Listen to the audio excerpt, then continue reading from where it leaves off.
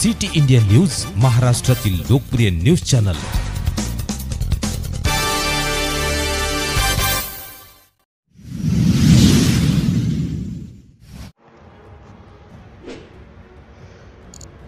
देऊळघाटमध्ये अवैध दारू विक्री विरोधात सामाजिक कार्यकर्त्याचे आमरण उपोषण सुरू। बुलढाणा जिल्ह्यातील मौजे देऊळगाव येथे गेल्या काही महिन्यांपासून खुलेआम आणि बेधडक पद्धतीने अवैधरित्या देशी दारू विक्री सुरू असून या विरोधात ठोस कारवाई होत नसल्याने ग्रामस्थांमध्ये तीव्र संताप आहे। अनेक वेळा स्थानिक पोलिसांना तक्रारी करूनही दुर्लक्ष केल्याने सामाजिक कार्यकर्ते रिजवान खान, उस्मान खान यांनी गावकऱ्यांसह 26 मे 2025 रोजी जिल्हा पोलीस अधीक्षक कार्यालयासमोर आमरण उपोषणाला सुरुवात केली।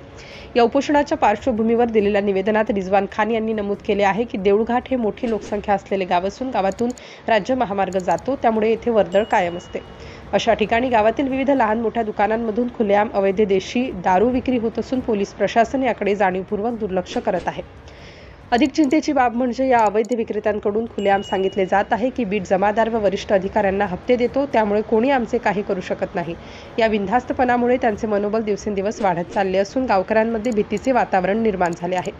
गावात अधिकृत देशी दारू विक्रीचे एकही परवानाधारक दुकान नसताना पोलीस प्रशासनाने या अवैध धंद्यांना पाठीशी घालणे ही अत्यंत गंभीर बाब आहे। यापुढेही पोलीस प्रशासनाने योग्य ती कारवाई केली नाही तर हे आमरण उपोषण तीव्र आंदोलनात रूपांतरित केले जाईल, असा इशाराही कार्यकर्ते रिजवान खान यांनी दिला आहे। सिटी इंडिया न्यूजसाठी प्रतिनिधी साहिल खान, उपसंपादक बुलढाणा जिल्हा। रिजवान खान, उस्मान खान, देवलघाट। मैंने जो तकरार करा एसपी ऑफिस को, ग्रामीण ऑफिस को, एलसीपी वालों को 7 तारीख को करा था मैंने, फिर 21 तारीख को करा। इन्होंने कोई अभी तक कार्रवाई करी नहीं, ना करेंगे कार्रवाई ऐसा लग रहा मेरे को, ना ये दारू बंद करेंगे ऐसा लग रहा मेरे को। इन्होंने हफ्ते चालू है इनके हफ्ते जो चालू है, ये खुद दारू वाले बोल रहे कि हम हफ्ते दे रहे, हम हमारा कुछ भी उखाड़ते ही नहीं।